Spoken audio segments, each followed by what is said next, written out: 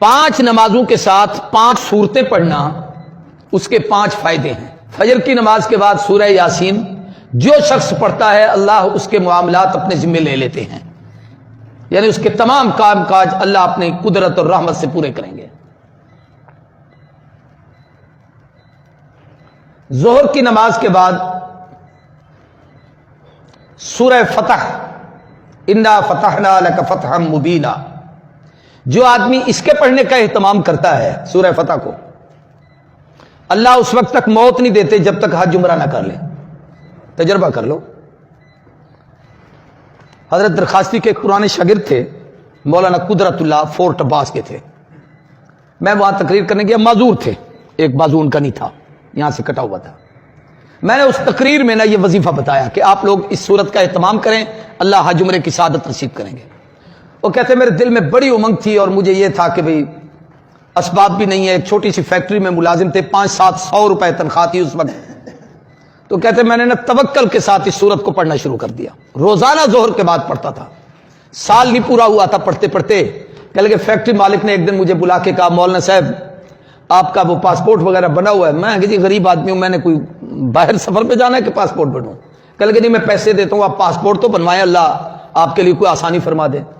کہتے جی اس کے پیسوں سے میں نے پاسپورٹ بنوایا، اس نے مجھے پاسپورٹ لے کے جی ویزا لگوا دیا، خرچے بھی دیے، سفر خرچ بھی دیا، ٹکٹ بھی دیا، 10 روپے بھی میرے خرچ نہیں ہوئے، جیسے گیا تھا اسی طریقے سے سفر کر کے واپس آیا، بلکہ وہاں سے اللہ نے جو نعمتیں دی وہ بھی ساتھ لے کے آیا۔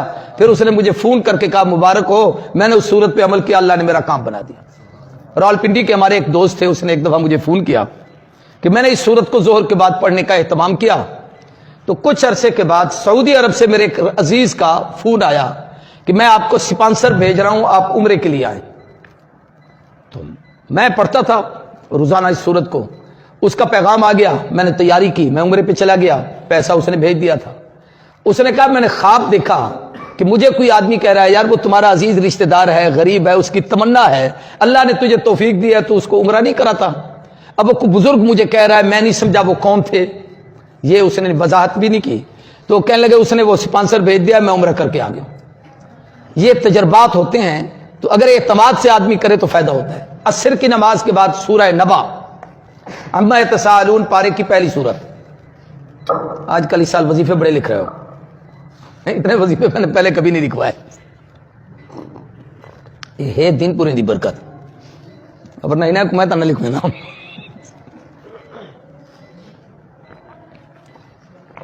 کچھ وظیفے میاں صاحب کے پاس بھی ہیں، وہ ان سے پوچھنا، جس کی شادی نہ ہو نا یہ تویز دیتے ہیں۔ دین پور میں ایک جمعرات ہوتی ہے، اس کو کہتے ہیں چھڑیں دی جمعرات، چھڑے سمجھتے ہو اکیلے جو ہوتے ہیں۔ اس رات اتنے لوگ جمع ہوتے ہیں جس کی حد نہیں، صبح کو لائن لگی ہوتی ہے، سب کو میاں صاحب نام پوچھ کے تویز لکھتے جاتے ہیں، دیتے جاتے ہیں، کام ہو جاتے ہیں۔ تویز کی تو پتہ نہیں اجازت دینا تھے میاں صاحب آپ کو، لیکن وہ یہ ہے کہ تویز لکھ دیں گے آپ کی شادی ہو جائے گی جن کی نہیں ہوئی۔ اچھا توجہ کریں، عصر کی نماز کے بعد سورہ نبا، اس کے پڑھنے کا فائدہ یہ ہے کہ اللہ تعالیٰ قیامت کی ہولناکی سے محفوظ فرمائیں گے، کیونکہ اس کے آخری رکوع میں جنت اور جہنم کی کیفیات ہیں، اور شروع میں اللہ کی توحید ہے ساری۔